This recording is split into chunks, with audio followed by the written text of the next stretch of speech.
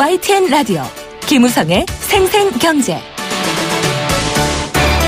시청자 여러분 안녕하십니까? 김우성 PD입니다. 경제가 좋아진다. 이런 말은 아직 들리지 않습니다. 바꿔 말하면 모든 사람들의 소득이 는다. 상품 경쟁력이 뛰어나서 일자리가 늘어난다. 이런 말들은 들리지 않는다는 소리입니다. 그런데 더욱 힘 빠지는 소식이 한 연구기관을 통해 전망됐습니다. 스태그플레이션, 이른바 버는 돈도 없는데 나가는 돈은 더 많아진다, 이런 의미입니다. 한국은행은 아직까지 장기 침체 속 물가 상승인 스태그플레이션은 아니다, 이렇게 말하고 있고요. 하지만 아직 스태그플레이션이라고 말하지 않을 만큼 안전하진 않다, 이런 얘기들도 나오고 있습니다. 잠시 후 전문가와 함께 이 문제 알아보겠습니다. 지난 토요일 동탄에서 일어난 화재, 많은 분들이 또다시 안전에는 취약한 우리 사회 현실에 안타까워했습니다. 문제는 이 화재가 발생한 곳이 어린이들의 놀이시설이었다는 겁니다. 관련 제도와 규정도 미흡한 것으로 나타났는데요. 화재 예방 전문가와 함께 이 문제 따져보겠습니다. 생생장바구니, 오늘은 설명절 이후에 장바구니 물가 동향과 새로운 정보들 준비했습니다. 좋은 것을 말해서 응원해줘야 될 때가 있고 힘들고 나쁜 걸 말해서 고쳐야 될 때가 있다면 지금은 어느 때일까요? 늘 고민입니다. 김우성의 생생경제 2월 6일 월요일 문을 엽니다.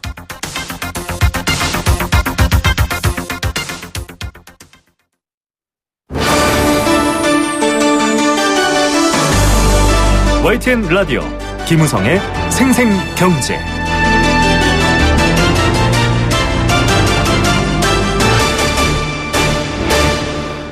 네, 첫 번째 생생 인터뷰입니다. 좀 어려운 말 같죠? 스태그플레이션. 저성장 속에서 물가가 상승한다, 이런 말인데요. 단순하게 말하면 이런 말입니다. 지금 물가 어떠냐라고 물어보면 주변에 많은 분들이 정말 지갑이 얇아지다 못해 뚫렸다, 이런 표현까지 쓰고 있습니다. 경기 침체도 계속되고 있고 일자리, 임금 인상, 이런 것들은 소원한 소식입니다. 서민 경제가 어려운데요. 내수는 계속 위축될 수밖에 없다, 이런 진단들은 계속해 냈습니다. 그런데 이게 과연 경제적인 의미에서 스태그플레이션이라고 말할 수 있을까? 또 그런 위기 상황이 어느 정도 다가왔는가? 좀 꼼꼼히 따져서 한번 현실을 읽어봐야 할 것 같습니다. 계속 상승하고 있는 물가와 우리 경제 상황을 빗대어서 한번 분석해 봐야 될 것 같은데요. 한양대 국제대학원 김광석 교수 전화로 연결하겠습니다. 교수님 안녕하십니까? 예, 안녕하십니까? 네, 많은 분들이 스태그플레이션 이러면 사실 쉽게 이해되고 와닿지는 않은데요. 이 의미와 또 중요성에 대해서 한번 설명 부탁드립니다. 네, 일단 스태그네이션과 인플레이션이라는 두 단어의 합성어입니다. 네. 그럼 이제 스태그네이션은 경기 침체가 계속 지속되는 형태, 경기 회복이 계속 안 되고 경기 침체가 계속 지속되는 형태가 스태그네이션이고요. 네. 고물가, 물가 상승세가 굉장히 높은 상태, 이럴 때를 또 인플레이션이라고 하는데, 네. 이 두 개 용어의 합성어니까 경기는 침체가 되고 있는데 물가만 높게 형성되어 있다, 이럴 때 이제 스태그플레이션이라는 그런 표현을 쓰고 있습니다. 예. 자, 이 경기는 침체되어 있는데 물가는 자꾸 높아지고 있다. 이 통상적으로 이런 스태그플레이션이 왜 이렇게 되는지에 대한 분석도 나와 있나요? 네, 그렇죠. 경기는 계속 나쁜데 그 물가는 상대적으로 반등하는 그런 현상이 나타날 때 이제 굉장히 경기가 더 안 좋은 거죠. 네. 소득은 정체되는데 물가만 오르니까 실질적인 소득은 더 정체되는, 그러니까 네. 더 이제 힘겨운 그런 시대를 이제 스태그플레이션 시대라고 보통 표현하는데, 네네. 그럼 먼저 이제 저성장이냐? 저성장 여부는 이제 잠재 성장률보다도 낮은 수준의 성장률, 네. 보통 한 2.5% 이하를 가리키면 성장률이, 그럼 이제 저성장이라고 볼 수 있고, 네. 물가 상승률도 이제 목표 물가가 있어요. 네네. 2에서 2.5%인데 그거보다도 높으면 이제 고물가라고 할 수 있겠죠. 네. 그러니까 그런 것들이 겹쳐지면 이제 스태그플레이션이다, 이렇게 할 수 있겠죠. 예, 이게 좀 용어를 자꾸 쓰니까 또 청취자분들께서는 낯설 수도 있어서 저희가 이렇게 말씀을 드리는데요. 쉽게 말해서 좋아지지 않을 가능성이 적어지는 악순환이 자꾸 반복되는 걸 스태그플레이션이다, 이렇게 이해하면 될 것 같은데, 현대경제연구원이 일단 이렇게 보고서를 냈습니다. 지금 좀 이슈가 되고 있는데, 환율 상승, 원자재 가격 상승 등 대외 요인으로 물가 상승 압력도 커지고 있다. 물가 상승이 저성장과 맞물려서 스태그플레이션에 빠질 수 있다. 지금 스태그플레이션이다, 이렇게 말한 건 아닌데요. 곧 네. 빠져들 수 있다, 이렇게 경고했거든요. 어떻게 보십니까? 네, 저는 조금 100% 동의하지는 않습니다. 왜냐하면 현재 저성장 기조가 계속 지속되고 있는 것은 동의하고요. 네.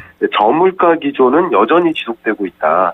왜냐하면 우리가 이제 체감하고 있는 장바구니 물가랑 달리 네. 실제 소비자 물가 상승률 지표로만 보면 아직도 2%가 채 못 됩니다. 한국은행이 관리 목표치 안에 있는 걸로 볼 수 있는 거죠. 그렇죠. 한국은행의 목표 물가가 2에서 2.5%로 이제 설정하고 있기 때문에 네네. 여전히 저물가 기조가 유지되고 있다 이렇게 보고 있습니다. 네. 향후에 물가 상승세가 더 높게 나타날 것인가? 이번 1월, 2월, 12월과 1월 그리고 2월 요 최근 기간 동안 한파라든가 AI라든가 여러 가지 요인으로 인해서 일시적으로 물가 반등이 크게 나타난 건 사실이지만 이런 물가 상승 기조가 계속 유지되긴 어렵기 때문에 스태그플레이션이 나타날 가능성은 그렇게 많지는 않다 이렇게 저는 평가하고 있습니다. 예. 자, 지금 뭐 드러난 지표상으로는 스태그플레이션이다라고 단정 지을 수도 없고요. 또 급격하게 스태그플레이션 상황, 즉 계속 물가는 올라가지만 뭐 소비력은 없어지는 그런 상황으로 가지는 않을 것이다. 이렇게 또 많은 경제학자들도 그렇게 말씀을 하고 계시는데요. 네. 일단 일반 청취자분들이 들으시면 아니 무슨 소리야? 지금 뭐 계란값부터 시작해서 생활 물가가 뭐 2%가 아니라 10%, 15%씩 뛰고 있는데 나는 소득이 없어. 그러면 그분들 입장에서는 스태그플레이션이다 이렇게 생각하실 수도 있거든요. 그런 문제는 어떻게 설명드려야 할까요? 예, 맞습니다. 그렇기 때문에 지금 현재 상황을 스태그플레이션이라고 정의하기는 어렵지만 네. 체감형 스태그플레이션이다라고 정의하면 어떨까 하는 의견을 드려봅니다. 네네. 왜냐하면 말씀드렸던 것처럼 물가 상승률이 지금 2%가 채 안 되는 상태인데 우리가 체감하고 있는 물가는 뭐 장바구니 물가, 채소나 과일이나 달걀을 비롯해서 여러 가지 이제 식탁 물가에 해당되는 여러 가지 물가들은 뭐 100%, 200% 이렇게 높아지고 있다고 체감하고 있거든요. 네네. 그렇기 때문에 스태그플레이션의 정의상으로는 안 맞지만 체감하기에는 충분히 스태그플레이션에 근접하고 있기 때문에 굳이 명명을 하자면 체감형 스태그플레이션이라고 하면 어떨까 하는 의견을 드려봅니다. 예, 물론 이 경제라는 게 개인 생활자의 소득과 소비도 있겠지만 뭐 어떤 기업들의 수출, 그다음에 뭐 원자재 좀 더 큰 규모의 경제로 봤을 때는 전체를 놓고 보긴 그렇지만 체감하시는 분들은 그렇게 느낄 수 있다. 이런 얘기고요. 이 경제 성장률에 대한 전망치가 사실 정부도 그렇고 지금 각 연구 기관들이 2%대 중반 정도로 굉장히 좀 보수적으로 잡았는데요. 뭐 일본의 노무라 연구소 같은 경우는 뭐 1%대 후반을 잡기도 했고요. 좀 불안해하시는 분들이 많이 있습니다. 그만큼 있는 일자리도 줄어드는 상황이 아닌가 이런 걱정을 하고 있거든요. 성장률을 어떻게 보십니까? 올해 경제 성장률은 이제 2017년이 한 2.5% 혹은 2.3에서 2.5%. 네. 이 정도가 조금 중첩적으로 많은 기관들이 전망하고 있는 지표라고 볼 수 있고요. 네. 또 소비자 물가 상승률은 1.8%. 그러니까 2016년이 0.8%에서 1.0% 정도 됐으니까 대략 0.8에서 1% 정도 오른 1.8% 수준의 물가 상승률. 그러니까 여전히 목표 물가를 하회하는 수준입니다. 여전히. 네. 그렇기 때문에 그 정의상의 스태그플레이션까지는 아니지만 상당히 이제 체감적으로는 그렇게 될 수 있다. 이렇게 결론 지으면 될 것 같습니다. 예, 이 스태그플레이션의 뭐 엄밀한 정의보다는 지금 상황이 좀 그렇게 받아들여질 수 있다 이런 말씀이신데요. 네. 뭐 국제유가도 회복세를 보였습니다. 오펙 합의 이후에 조금씩 올라가고 있고 급등되고 있지는 않지만 여러 가지 지표를 봤을 때 미국의 금리 인상 또 앞으로 좀 경제적으로 대외 무역에 있어서의 어려운 점들 이런 것들이 예상되다 보니까 그래도 스태그플레이션 올 수 있지 않냐 이런 전망들이 있거든요. 이런 가능성에 대해서는 어떻게 평가하십니까? 예, 어느 정도 가능성은 있습니다. 이제 한 가지는 국제 유가가 이제 반등을 했고요. 오펙국의 어떤 석유 감산 합의를 통해서 국제 유가가 반등됐고, 그리고 구리, 철, 납, 그리고 뭐 옥수수, 그리고 밀 이런 여러 가지 원자재 가격이 반등했습니다. 네네. 그러다 보면 우리나라의 수입 물가가 반등하고 또 우리나라의 소비자 물가도 반등할 수밖에 없습니다. 네.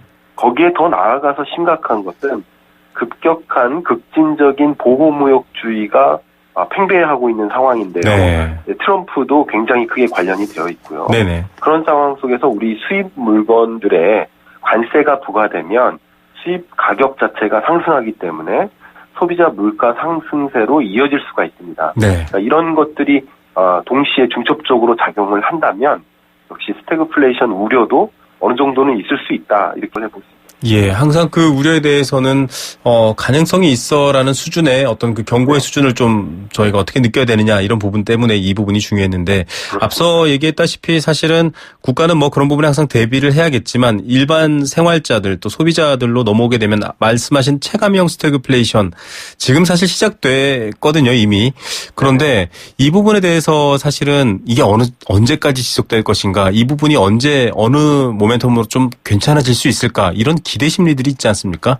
네네. 좀 그런 요소들을 좀 살펴보신다면 어떤 것들이 가능할까요? 조금 우리가 경각심을 갖자면 이제 브라질의 사례를 보면 더 여실히 느낄 수 있는데. 네, 브라질의 사례요. 예, 네. 왜냐하면 지금 정치 불안과 네. 트럼프 이슈 그리고 글로벌 경기 침체 그리고 AI 같은 이런 일시적인 현상들, 뭐 김영란법 이런 여러 가지 좀 부작용적인 요인들이 중첩적으로 영향을 미치면서 지금 우리 국내 내수 경제가 크게 침체되고 있는데요. 네.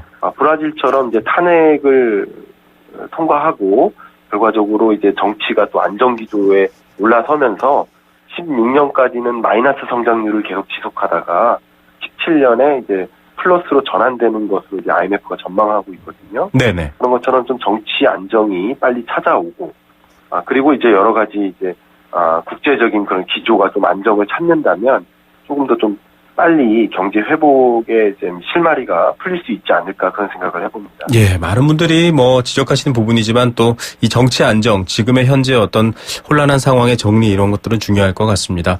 이 물가 관리 사실 뭐 직접적으로 정부가 나서서 가격 조정을 하진 않지만 뭐 여러 가지 간접적인 요법을 쓰긴 하지만 지금 소비자 물가, 특히 생활 물가는 굉장히 부담이 되고 있거든요. 이런 부분에 대한 관리, 이런 대안들 있을까요? 제일 중요한 것은 앞서 말씀드린 것처럼 한국은행의 목표 물가가 2에서 2.5%로 되어 있습니다. 네. 근데 그 물가가 지표로 보면 목표 물가를 향해서 아직도 가고 있기 때문에 문제인식이 될 리가 없습니다. 네네. 그렇기 때문에 소비자가 체감하고 있는 물가, 그리고 실제 소비자 물가, 이것들이 양분돼서 괴리가 되고 있습니다. 네네. 따라서 소비자들이 체감하고 있는 이 물가를 정확하게 짚어줄 수 있는 이 체감 물가 지표를 개발해서 네. 그것에 맞는 경제정책 대안들이 계속 나온다면 이런 물가에 대한 여러 가지 시급한 문제들이 좀 어느 정도는 해소될 수 있지 않을까 생각해 봅니다. 예, 일단 체감 물가와 이 목표 물가 사이에 괴리만 좀 좁혀서 그 틈새를 설명할 수 있는 것만 있더라도 좀 대안이 나올 것 같은데 앞서 뭐 지금 트럼프 당선으로 인한 보호주의 또 국내 정치적 혼란 상황 지금 두 가지 문제만으로도 참 어렵다라는 지적을 교수님께서 해주셨는데요. 이렇게 저성장 또 침체가 계속 된다면 힘들 것 같은데 일단은 지금 정치권도 새 판을 짜고 있지 않습니까?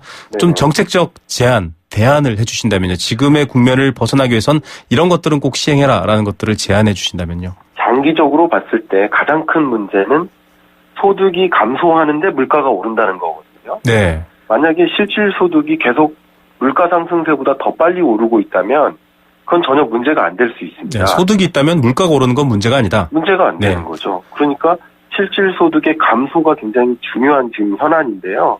안정적인 고용 대책을 마련하는 일을 시급히 조속히 만들어야 되겠다 하는 것이 가장 중요한 대안이라고 볼 수 있고요. 네네.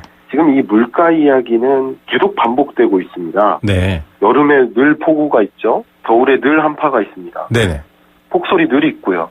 그리고 AI도 한두 번이 아니었죠. 네. 그렇기 때문에 즉각적으로 좀 준비할 수 있는 유통 물류 시스템을 정비해서 네. 물가 변동성을 좀 낮출 필요가 있지 않을까. 그렇게 해서 좀 체감 물가를 좀 안정시킬 수 있지 않을까. 그런 근본적인 대책을 좀 마련할 필요가 있다고 생각합니다. 예, 대비할 수 있는 것들은 대비하고 뭐 말씀하신 일자리, 소득 네. 가장 중요한 해결점인 것 같습니다. 오늘 말씀 감사드립니다. 네, 감사합니다. 네, 한양대학교 국제대학원 김광석 교수였습니다. YTN 라디오 김우성의 생생경제. 네, 함께 느끼는 우리 경제 공감사전입니다. 경제 관련 인터뷰 또 방송 듣다가 보면 도움되신다 이런 분들도 있는데요. 또 듣다 보면 난 이렇게 생각하는데 이런 부분도 있을 겁니다. 그런 의견들 함께 나누는 시간이 바로 이 시간입니다. 의견 보내주시면 추첨을 통해서 선물 드립니다. 도심 속 꿈의 놀이터 일산 원마운트에서 워터파크 이용권 드리고 있고요. 1683년 300년의 커피 문화와 전통이 있는 비엔나 커피하우스에서 원두커피 드리고 있습니다. 단문 50원, 장문 100원의 정보 이용료 부과되는 샵 0945번 문자로 참여하실 수 있습니다. 오늘의 경제 공감사전은 세 글자입니다. 생활비. 요즘 이퍼릇처럼 하는 얘기 중 하나가 월급만 빼고 다 오른다 이런 말씀들 많이 하시죠. 앞서 인터뷰도 나왔지만 소득이 늘고 있지 않으면 물가가 오르는 것조차도 큰 위협이 됩니다. 게다가 이자까지 늘어난다면 대부분의 국민들이 대출을 갖고 있는데 더 큰 걱정이 되겠죠. 식료비, 주거비, 교통, 통신비까지 사람이 생활하는 데 쓰이는 비용을 통틀어 생활비라고 합니다. 따지고 보면 이자를 내는 것도 생활비라고 할 수 있겠죠. 물가가 오르면서 생활비 비중이 계속 늘어나고 있습니다. 서민들은 불필요한 생활비를 줄이겠다라고 해서 요즘은 마트에 밤 10시 가면 장 보는 주부들 많습니다. 그만큼 좀 할인된 가격으로 사려고 하는데요. 이러다 보니 미래, 노후 준비 또 새로운 투자와 소비를 위한 산업 발전, 내수 발전 이런 것들은 안 되고 있죠. 결국은 소득 늘려주는 수밖에 없을 것 같은데 여러분들은 이 생활비에 대해서 어떤 생각 갖고 계십니까? 또 한 달에 쓰시는 생활비는 얼마입니까? 여러분들의 의견도 나눠보고 싶습니다.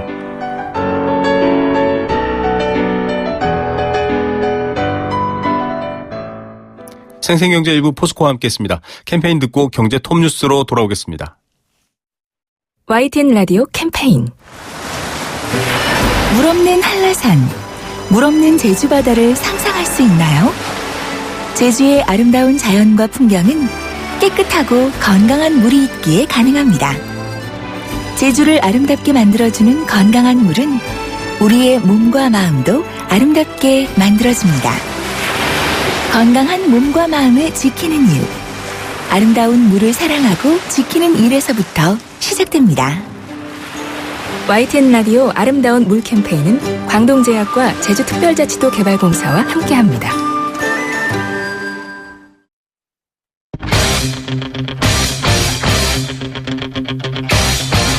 지금 가장 뜨거운 경제 소식. 경제 톱 뉴스. 네, 이 시각 주요 경제 뉴스 전해드리겠습니다. 이번 최순실 박근혜 게이트의 핵심적인 또 단체 하나가 바로 전경련이죠. 삼성전자가 결국 전경련을 탈퇴했습니다. 관련 내용 첫 번째 소식으로 전해드립니다. 음식점 경기, 흔히 말해서 자영업 경기라고 할 수 있는데요. 계속 최악이다라고 하는데 4년 만에 최악이다 이런 소식도 들어와 있습니다. 운전면허 불면허라고 요새 이름 붙입니다. 그만큼 따기 어려운데요. 게다가 학원비까지 올라가고 있습니다. 관련 소식들 전해드리겠습니다. 이 시각 경제 톱뉴스 이데일리 권소연 기자 연결합니다. 안녕하십니까? 네, 안녕하세요. 네, 전경련에 드디어 탈퇴원을 제출했네요, 삼성전자. 네, LG가 작년 12월 27일에 4대 그룹 중에서 처음으로 전경련의 탈퇴를 공식 통보했는데 이번에 이제 삼성 계열사 중에서는 삼성전자가 처음으로 공식 탈퇴원을 제출했습니다. 네. 이 이재용 삼성전자 부회장이 작년 12월 6일 국회 청문회에서 더는 전경련 지원금을 납부하지 않고 탈퇴하겠다라고 말한 적이 있잖아요. 네. 그래서 계속 예고가 됐던 거긴 한데요. 이번에 공식 탈퇴원을 제출했으니까 다른 삼성 계열사들도 줄줄이 탈퇴원을 제출할 것으로 보입니다. 이 전경련의 전체 연간 회비가 2015년을 기준으로 보면 492억 원이거든요. 네. 그런데 이 중에서 70%가량을 삼성과 현대차 그리고 SK, LG 이렇게 4대 그룹이 부담해왔습니다. 이 중에서 SK와 현대차도 탈퇴 방식이나 시점을 고민 중인 것으로 알려졌는데요. 사실 전경련은 미르나 혹은 이제 K스포츠 재단 설립 출연을 둘러싸고 이 대기업의 모금을 주도한 것으로 드러나면서 정경유착의 창구다라는 비판을 받아왔잖아요. 그래서 시민단체나 정치권은 물론이고 회원사로부터도 해체 요구를 받아왔습니다. 4대 그룹도 그렇지만 지금 이미 산업은행, 기업은행, 수은 같은 국책은행을 비롯해서 한전, 가스공사, 석유공사 같은 공기업도 이미 줄줄이 탈퇴를 해서 존립 자체가 위태해졌는데요. 설립 56년 만에 사실상 해체 수순에 접어들었다. 이런 분석이 나옵니다. 네, 사실상 해체. 좀 정경유착도 사실상 없어지면 좋을 것 같습니다. 음식점 경기 소식 들어보죠. 4년 만에 최악이다. 어떤 상황입니까? 네, 요새 소비자들 지갑 잘 안 열고 하잖아요. 여기에 뭐 부정청탁 금지법, 그러니까 김영란법 용량까지 더해져서 일반 음식점업의 생산이 크게 줄었습니다. 통계청 자료를 보니까 작년 4분기에 음식점업 생산은 1년 전보다 3% 감소했는데요. 이거는 2012년 2분기 5.1% 줄어든 이후 가장 큰 폭으로 감소한 겁니다. 음식점도 놓고 보면 좀 엇갈렸는데요. 일반 음식점 생산은 줄고 구내식당 생산은 또 늘었습니다. 네. 그러니까 우리가 밖에서 먹는 뭐 한식이든 중식이든 일식이든 뭐 이런 것들이 다 일반 음식점업에 들어가는데요. 이런 것들 생산은 전년 대비로 5% 감소했는데 반면에 이 구내식당 경기는 7분기 만에 최고 호황을 보였다고 합니다. 이 기관의 구내식당업 생산은 지난해 4분기에 1년 전보다 4.3% 늘었는데요. 2015년 1분기에 5.6% 증가한 이후에 가장 높은 수준입니다. 지난해 뭐 매 분기마다 대략 한 1% 내외의 성장세를 보여왔는데 4분기 들어서는 이제 4배, 그러니까 4배 가까이 증가폭을 확대한 건데요. 네. 소비자들이 이제 비싼 일반 음식점 이용하기보다는 그래도 가격이 좀 상대적으로 저렴한 구내식당 이용을 좀 더 많이 하고 있다. 이런 겁니다. 그만큼 소비 심리가 좀 얼어붙었다라는 반증인 거죠. 예. 참 알뜰하게 절약하는 직장인들 마음은 이해되는데 또 이 음식점의 일자리를 잃으시는 분들 걱정도 또 되는 상황입니다. 불면허 얘기 나오고 있는데 학원비까지 올랐다고요? 왜 이런 거죠?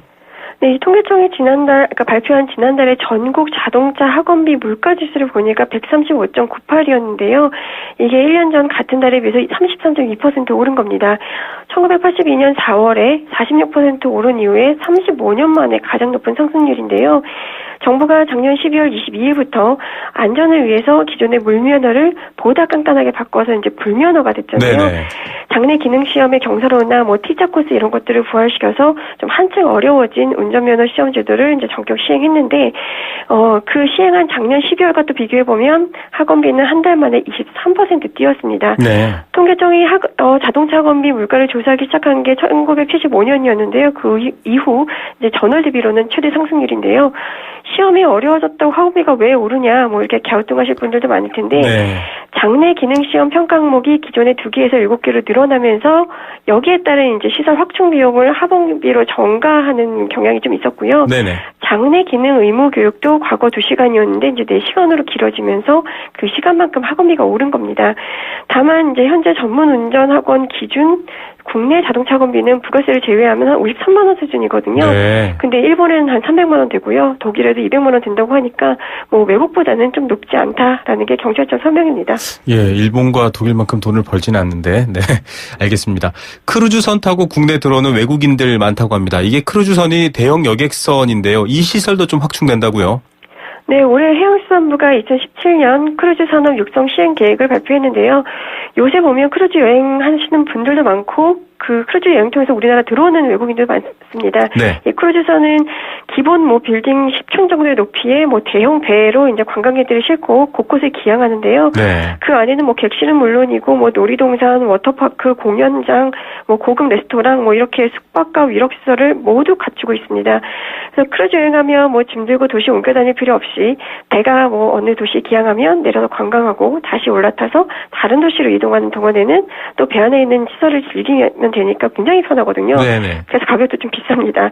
그런데 작년 한 해 국내 주요 항만에 입항한 외국인 크루즈 관광객 수가 약 195만 명에 달하는데요. 많네요. 네. 네, 이렇게 크루즈 선박이 들어오면 관광객만 내려주는 게 아닙니다. 뭐 여기서 식자재나 객실 용품들 또 사들여서 채워놓거든요. 네네. 그래서 이 과정에서 작년에 한 103억 원 정도의 수출 효과가 발생했습니다. 그래서 우리나라에도 뭐 부산이나 제주, 여수, 속초 뭐 이런 것들이 이제 크루즈 접안 시설이 있긴 한데 지금 6개거든요. 근데 이거를 이제 11개를 확대한다는 방침이고요. 제주 강정항에 2개, 그리고 부산항에 1개, 그리고 인천과 속초에 각각 1개씩 해서 5개의 접안 시설을 새로 마련할 예정입니다. 네. 특히 내년 평창 올림픽 열리잖아요. 네. 그 기간에 이제 크루즈 관광객 더 늘어날 것이다라고 보고 속초항에 10만 톤급 대형 크루즈 선박이 입항할 수 있는 시설 구축하기로 했습니다. 뭐 이런 여러 가지를 통해서 2020년까지 크루즈 관광객을 한 300만 명 유치하겠다 이런 목표를 세웠습니다. 네. 자, 카드사가 뽑던 카드 모집인을 협회가 주관하고 나서는 신규 등록이 줄었다. 그 이유가 있나요? 네, 뭐 마트나 공공장소에 가면 카드 하나 만들라고 권유하거나 마케팅 많죠. 하시는 분들 굉장히 많죠. 뭐 여러 가지 혜택이나 뭐 갈선물 주겠다 뭐 이러면서 카드 신청 유도하는데요. 이런 카드 모집입은 원래 카드사가 자체적으로 교육하고 형식적인 시험만으로 뽑았는데요. 그러다 보니까 뭐 아무래도 불안전 판매 같은 문제가 생겨서 지난해 8월부터는 여신금융협회가 교육과 시험을 모두 주관하기 시작했습니다. 네. 이 교육을 이수하고 시험을 통과해야만 카드 모집인이 될 수 있도록 이제 변경한 건데요. 작년 8월부터 올해 1월까지 6개월간 카드 모집인 신규 등록자 수를 보니까 1,261명이었는데 네. 이게 작년 같은 기간 신규 모집인 등록자 수를 보다 한 3분의 1 수준으로 줄어든 겁니다. 아무래도 뭐 협회가 주관하면서 상대적으로 좀 까다롭게 카드 모집인 자격을 좀 제한을 하니까 새로 카드 모집인이 되려는 사람들이 좀 많이 줄어든 것으로 보입니다. 네. 오늘의 톱뉴스 어떤 것 고르시겠습니까? 아무래도 삼성전자의 정경련 공식 탈퇴를 들 수 있을 텐데요. 전직 고위 공무원이었던 어떤 분이 이제 사석에서 그러시더라고요. 이 최순실 게이트 중에서 가장 의미 있는 부분이 바로 이 정경련 해지 수순일 것이다라고 하시던데 네. 그만큼 정경련이 과거 정권에서도 그렇고 정경유착의 고리 역할을 굉장히 해왔다는 건데요. 네. 이번 게이트를 계기로 끊어질 수 있을 것이다라는 기대를 담은 겁니다. 네. 이 게이트 때문에 전국이 좀 혼란하긴 한데 뭔가 얻고 깨닫는 계기가 됐으면 합니다. 예, 온 국민들이 이 정경유착 깨지는지 지켜보고 있습니다. 오늘 뉴스 감사드립니다. 네, 고맙습니다. 2대1 권소연 기자였습니다.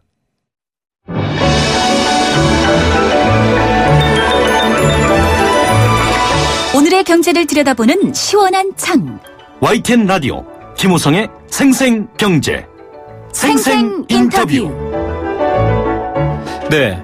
여러 가지 많은 걱정거리들 중에 불이 나면 어떡하나 이런 걱정을 많이 하시는 분들이 있는데요. 지난 4일 토요일입니다. 오전에 동탄 메타폴리스 단지 내 4층짜리 부속 상가 건물 3층 뽀로로 파크가 있던 점포에서 불이 났습니다. 여기서 시작된 불이 전체로 번지면서 4명이 숨지고 47명이 부상당했습니다. 51명의 사상자를 냈는데요. 당시 대피 상황의 문제점 등 또 여러 가지 화재와 피해 원인이 현재 조사 중입니다. 그런데 문제는 화재의 발생 지점이 아이들을 보통 데려가서 노는 키즈파크라는 데서 한 번 더 고민을 하게 됩니다. 일반적으로 위험으로부터 회피가 좀 어렵고요. 아이들은 상황 판단도 잘 되지 않기 때문에 안전, 특히 화재와 관련해서는 원천적으로 막을 수 있도록 아주 엄격하게 조치되어 있을 거다라고 생각하고 있는데요. 실제로 그렇지 않은 부분들이 많아서 어렵습니다. 물론 아이들이 있을 때가 아니라 철거 과정에서 불이 나는 거지만 많은 분들이 아무리 철거 과정이라고 해도 아이들이 이용하는 시설에서 이렇게 불이 쉽게 번졌을까 걱정을 하실 것 같습니다. 안전이 갖춰져 있어야 그다음에 여러 가지 즐거운 경제생활 또 여러 가지 소비도 가능한 것 아닐까요? 전문가 연결해서 이번 문제에 대해서 좀 더 깊이 있게 이야기 나눠보겠습니다. 대구보건대학교 소방안전관리학과 최영상 교수 전화로 연결합니다. 교수님 안녕하십니까? 예, 안녕하세요. 예, 지금 화재 원인이 한창 조사 중이긴 합니다. 이번에 화재가 발생한 키즈파크 시설, 뽀로로 파크라고 하는데 어린이 시설에서 이렇게 불이 커진 것에 대해서 많은 분들이 놀라고 있거든요. 어떤 상황입니까? 예, 정확한 원인은 관계기관에서 다시 발표를 하겠지만은 보통 이런 철거공사 현장에서 보면은 대부분 철제 구조물을 산소 용접기로 절단을 해서 조각조각 내게 되거든요. 네. 이때 용접 불티가 많이 튀게 됩니다. 네네. 그러면은 바닥에 널려 있는 불이 붙기 쉬운 물건, 먼지 이런 곳에 쉽게 불이 붙게 되고 이번도 동일한 조건에서 아마 급속하게 확대가 된 것으로 보입니다. 네. 자, 고향 터미널의 화재로도 9명이 돌아가셨는데 그때도 용접 불꽃, 또 과거에 냉동창고 같은 곳에도 용접 불꽃, 이 용접 불꽃이 이 화재의 원인이 자주 되는 모양이죠? 그렇습니다. 이게 특별하게 용접을 하게 되면은 그 쇠가 녹는 과정에서 연기가 많이 발생을 합니다. 네. 그럼 그 연기가 바닥에 떨어져서 불이 붙은 곳에서 발생하는 연기하고 구분이 안 되기 때문에 네. 작업자는 또 작업에만 몰두하게 되거든요. 그렇죠.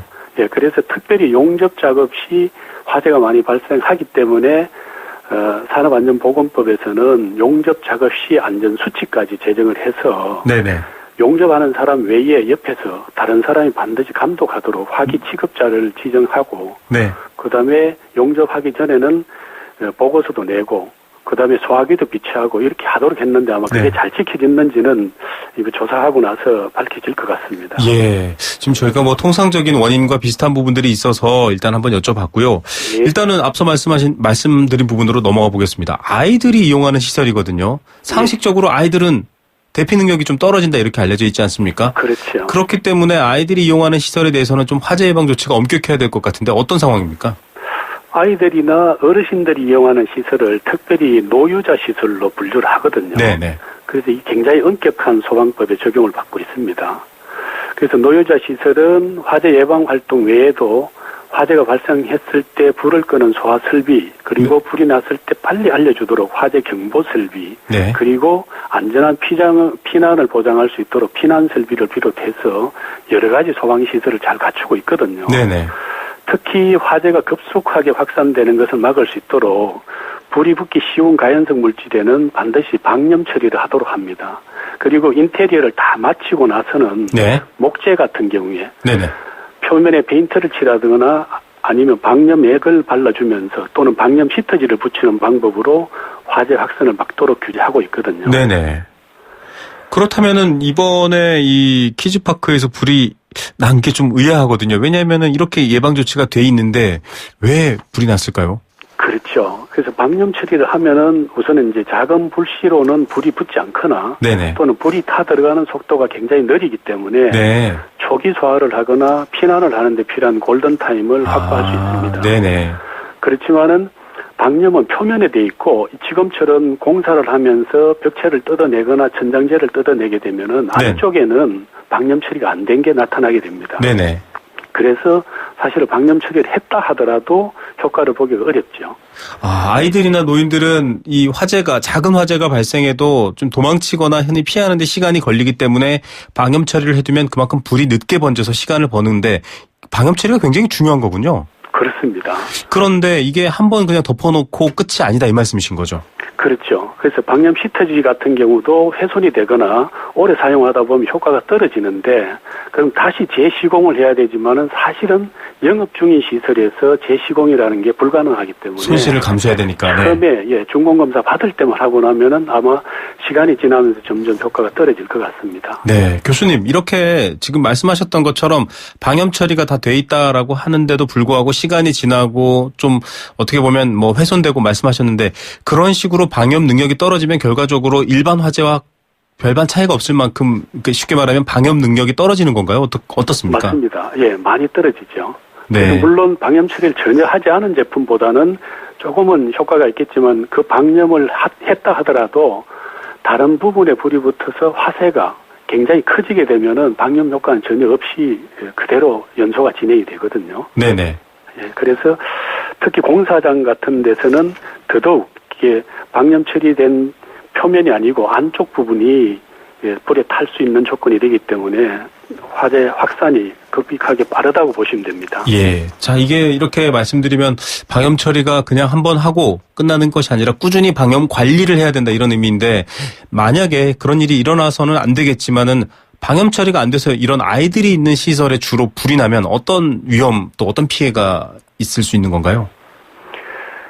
아이들은 아까 말씀하신 대로 사실 본인들이 자력으로 피난할 수 있는 그런 능력들이 많이 떨어지거든요. 네네.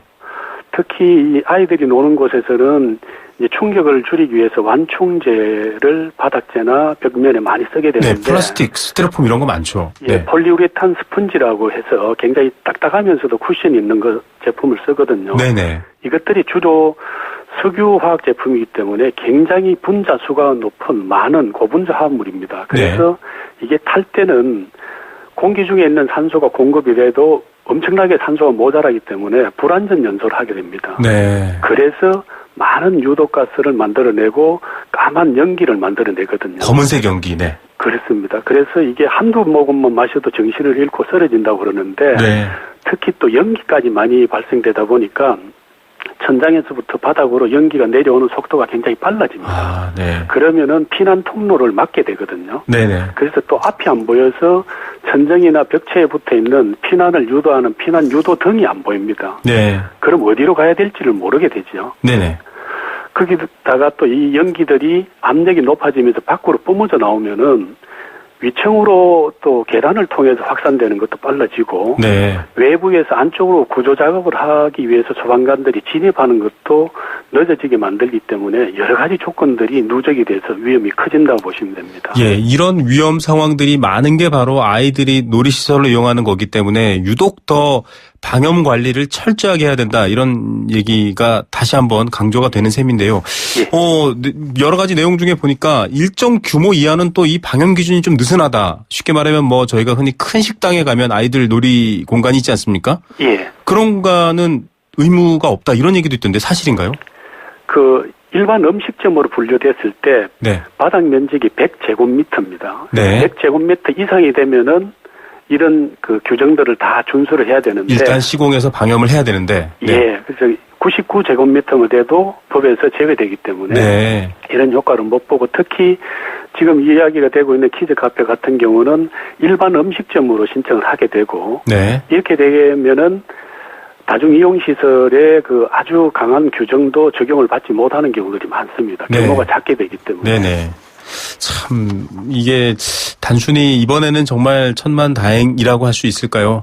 여러 가지 피해도 안타깝지만 그래도 아이들이 있는 상황이 아니어서 정말 다행이었는데 지금 말씀해 주신 위험성을 보게 되면 정말 아찔해지는 상황이 아닐 수가 없습니다. 그렇죠. 좀 대책이 필요할 것 같습니다. 특히나 이 안 일어나겠지라는 생각은 뭐 아니란 생각이고요. 정말 이 플러그에 먼지만 쌓여도 불이 날 수 있다라고 교수님께서 한번 지적해 주신 적이 있는데 어떤 대책 또 만약에 그럴 일은 없겠지만 불이 났을 때 가장 먼저 취해야 될 조치 어떤 것들이 있을까요?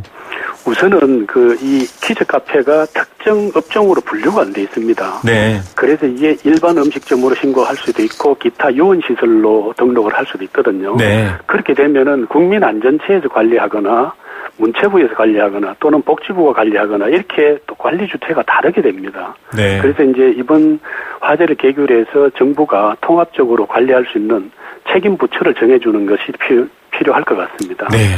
그리고 놀이시설을 운영하는 측면에서도 이 화재뿐만 아니고 안전사고도 빈번하게 일어나기 때문에 네. 시설물 안전에 더 주의를 기울여야 하고 그다음에 안전관리 요원을 배치를 하거나 네. 이 안전관리 요원에 대해서 법정 의무 교육제를 도입하는 것도 검토를 해야 되겠습니다. 예, 결국 제도 국가가 좀 나서서 미흡한 부분을 보호하지 않으면 안 될 것 같습니다. 오늘 말씀 감사드립니다, 교수님. 예, 고맙습니다. 대구보건대 소방안전관리학과 최영상 교수였습니다.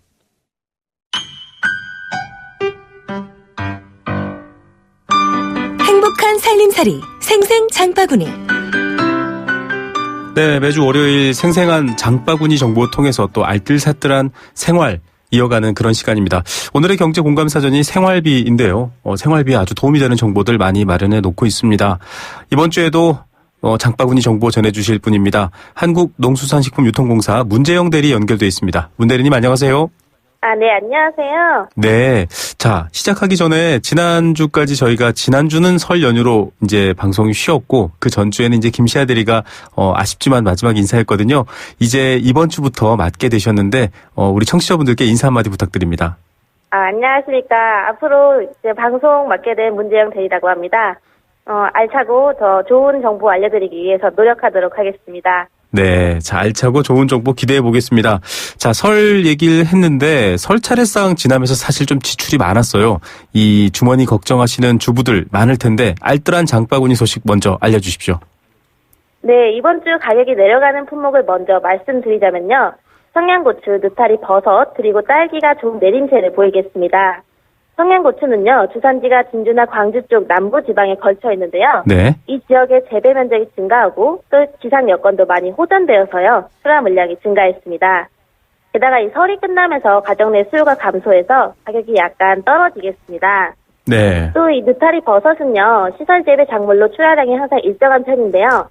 청양고추와 마찬가지로 설 명절 이후에 산적이나 나물용 수요가 감소하면서 내림세를 보이겠습니다. 그리고 딸기는 지금 출하 지역이 담양 같은 남부에서부터 예산을 포함한 중부 지방까지 넓게 퍼져 있습니다. 이 지역의 기상 여건이 다소 호전이 되면서 생육도 활발해졌고요. 출하 물량이 증가함에 따라 가격이 좀 내려갈 것으로 보입니다. 네, 이 설명절 지나면서 이런 장바구니 물가 왔다 갔다 가격이 변하는군요. 하락세가 좀 있다고 하는데 계란도 참 난리였잖아요. 좀 점차 정리되고 있습니까? 네, 맞습니다. 카미스에 따르면 2월 3일 특란 30개 가격이 8,596원으로 조사되었습니다. 지난 1월 12일 9,543원으로 정점을 찍은 이후에 그간 오르락 내리락 보합세를 보이다가요. 설 명절이 끝난 이후로는 점차 가격이 하락세를 보이고 있습니다.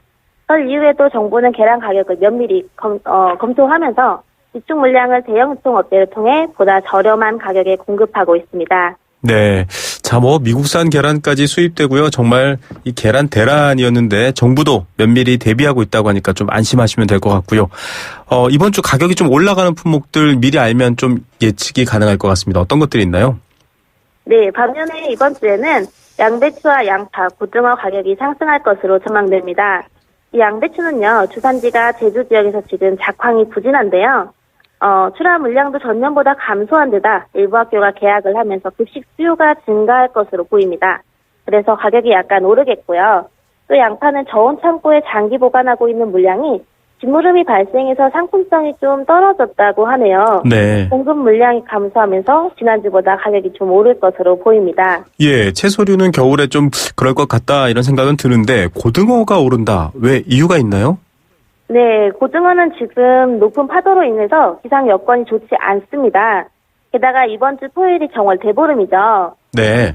이 보름 전후 일주일 정도의 시기를 달이 밝은 시기, 월명기라고 하는데요. 네. 특히 정월 대보름 때는 유난히 달빛이 밝기 때문에 고등어나 갈치 같은 생선이 바닷속 깊이 이동한다고 하네요.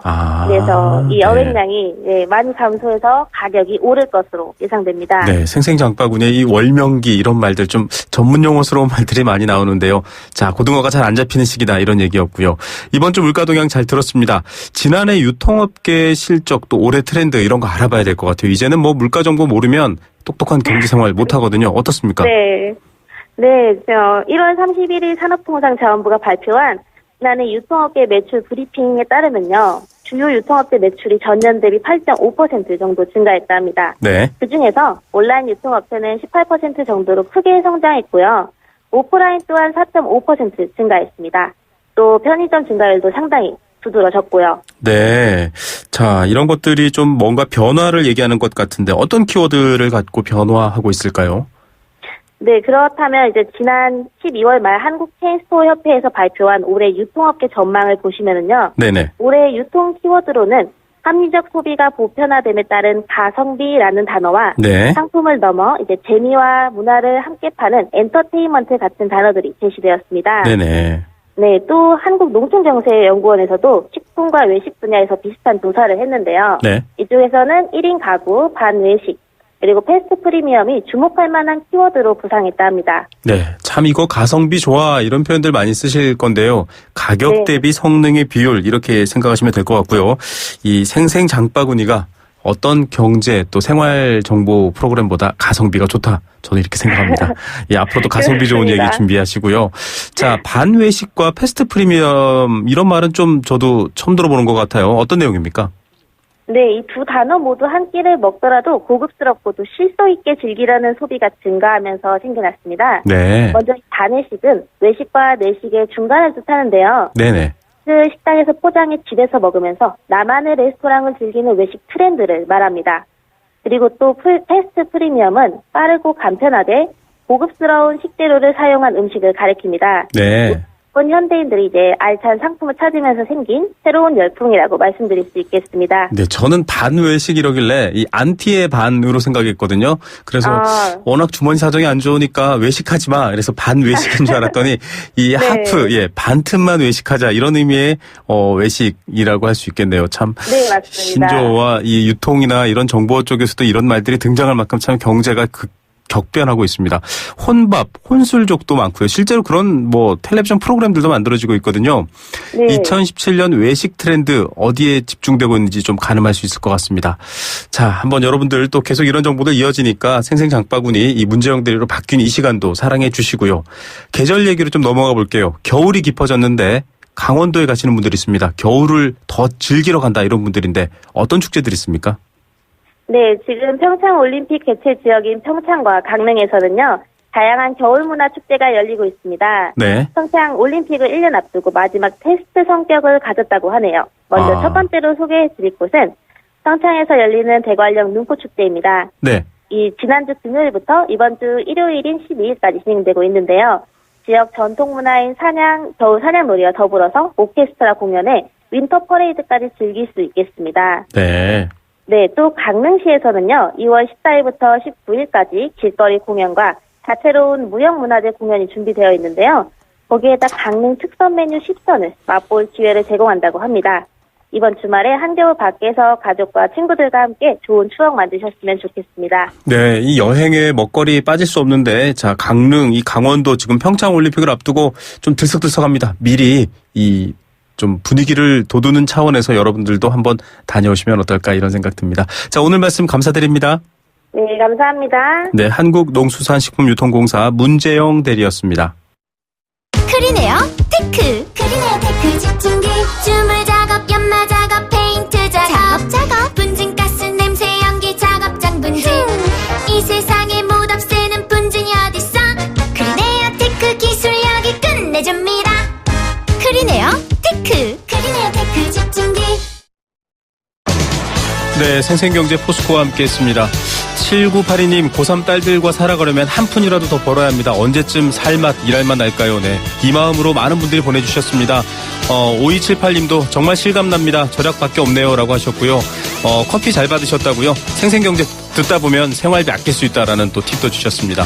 5198님, 쌍둥이 딸이 초등학교 입학하면서 아내가 직장 그만두고 생활비 걱정이라고 하셨는데요. 커피 선물 보내드릴게요. 힘내시길 바랍니다. 또 8599님, 원마운트 티켓 드리겠습니다. 힘내서 또 즐거운 생활하시기 바랍니다. 김우성의 생생경제, 내일 찾아뵙겠습니다.